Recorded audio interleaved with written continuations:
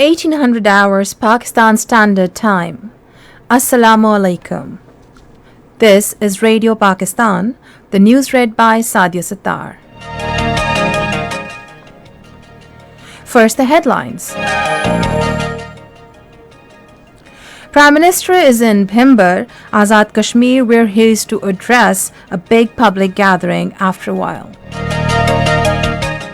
Interior Minister says investigations into the abduction and release of Afghan ambassador's daughter are underway and culprits behind this incident will soon be arrested. A 15-member Chinese team is in Pakistan to jointly probe the tragic incident in Dasu, wherein several Chinese nationals lost their lives. Annual Hajj rituals are continuing in Makkah under strict anti-COVID measures. A report released by Kashmir Media Service says the Hindutva ideology being promoted by Modi-led fascist regime is fanning religious extremism and terrorism in India. Taliban Supreme Leader has urged Afghan government to stop relying on foreigners and resolve the conflict in Afghanistan through political settlement by Afghan parties. And now the news in detail. Prime Minister Imran Khan is addressing a big public gathering in Bhimber, Azad Kashmir.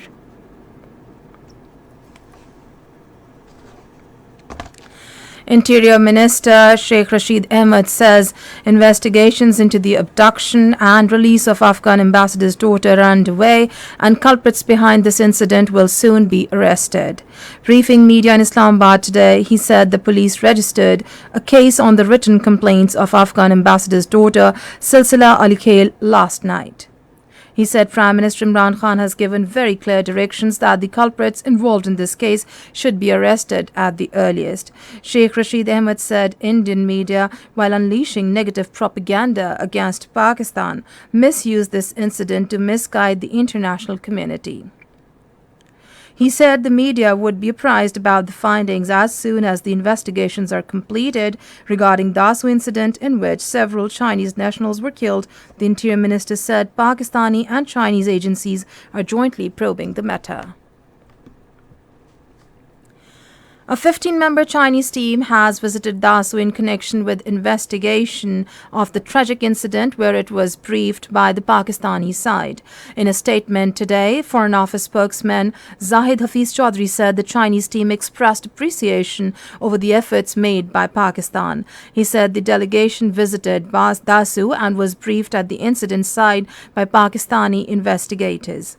The delegation also examined the site along with their Pakistani counterparts. Yesterday, the delegation held a meeting with all relevant stakeholders in the Ministry of Foreign Affairs. The Pakistani side was led in the meeting by Interior Secretary and the Chinese side by the Ambassador of China. During the meeting, the two sides exchanged deepest condolences on the loss of precious lives. The Chinese side was briefed regarding the progress in the ongoing investigation, indicating possibility of sabotage and about the care being provided to the injured. Foreign Minister Shah Mahmood Qureshi and Chinese Ambassador Nong Rong visited Combined Military Hospital Rawalpindi today and inquired about well-being of Chinese nationals injured in Dasu incident and wished them speedy recovery. The minister assured the injured Chinese nationals for all out support and medical care. Ambassador Nong Rong said that China and Pakistan will continue to cooperate more closely to face any challenges together. Earlier on arrival, Major General Muhammad Aleem, Commandant CMH, apprised visiting dignitaries about medical care being provided to the injured. Chinese company has restored the employment contract of Pakistani personnel working on Dasu hydropower project. This was stated by Foreign Office spokesperson Zahid Hafiz Chaudhry in a statement today. He said China Gajoba Group Corporation, through its latest notification, has declared its earlier notice about contract termination of employment of Pakistani personnel working on Dasu hydropower project null and void. The spokesperson said both Pakistan and China remain committed to timely completion of Dasu hydropower and other projects being undertaken with Chinese cooperation. This is Radio Pakistan. Annual Hajj rituals are continuing in Makkah under strict anti-COVID measures for second consecutive year. In view of the pandemic, the Saudi government has allowed only 60,000 people to perform Hajj this year, including Saudi citizens and Muslim diaspora living in Saudi Arabia. Putting on ihram, the pilgrims will remain in Mina until Fajr next morning.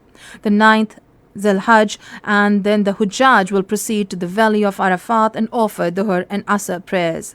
The Hajj sermon will be delivered at Masjid-e-Nimra in Arafat. On the same day, pilgrims will leave for Muzdalifah after sunset without offering Maghrib prayer to be offered along with Isha there.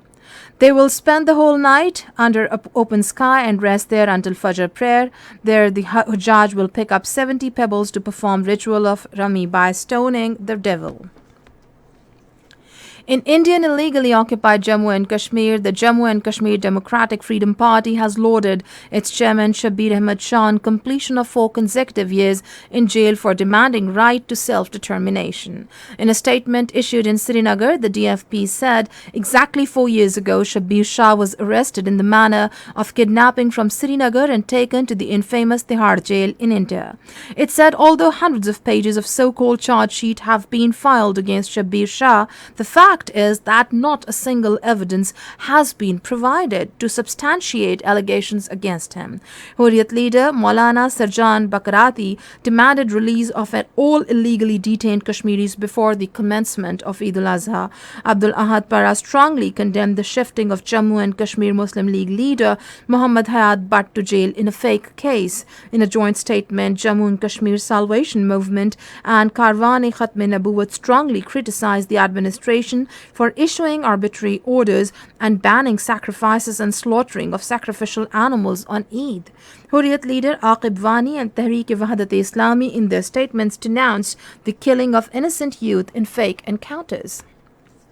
In India, Hindutva ideology is being promoted under the patronage of Modi-led fascist regime, as it is fanning the flames of religious extremism and terrorism in India. According to a report released by Kashmir Media Service, oppression being carried out in Indian illegally occupied Jammu and Kashmir is a practical manifestation of the Hindutva ideology. The report said RSS-backed Indian regime is using extreme force to silence dissent in India. It said BJP is working to make India a Hindu state where minorities will be forced to live as second-class citizens. In Washington, a union of more than 30 religious, secular, academic, and political leaders from around the world have urged the U.S. State Department to designate India as a country of particular concern and to sanction officials promoting religious discrimination and persecution of non-Hindu minorities in India. The resolution was coordinated by the Indian American Muslim Council. The Taliban Supreme Leader Haibatullah Akhundzada has urged the Kabul to resolve the conflict in Afghanistan through a political settlement by the Afghan parties and stop relying on foreigners. He made the remarks in his message before a new round of peace talks between the Taliban and Kabul being held today in the Qatari capital, Doha. He said, "Let us resolve our issues among ourselves and rescue our homeland from the prevailing crisis." Senior politician, former Chief Minister and Governor of Sindh, Mumtaz Ali Bhutto passed away in Karachi today. Meanwhile, Prime Minister Imran Khan and President Dr. Arif Alvi have expressed grief over the sad demise of Mumtaz Ali Bhutto. In their separate condolence messages, they prayed for the departed soul of Mumtaz Ali Bhutto as well as courage for the bereaved family. The second T20 of 3-match series between Pakistan and England is being played in Leeds. And now the weather report. Hot and humid weather is likely to prevail over parts of the country during the next 12 hours. However, more rain, wind and the shower is expected at isolated places in Upper Punjab, KP, Kashmir and Gilgit-Baltistan. And that is the end of the news. For more news and analyses, log on to our website radio.gov.pk.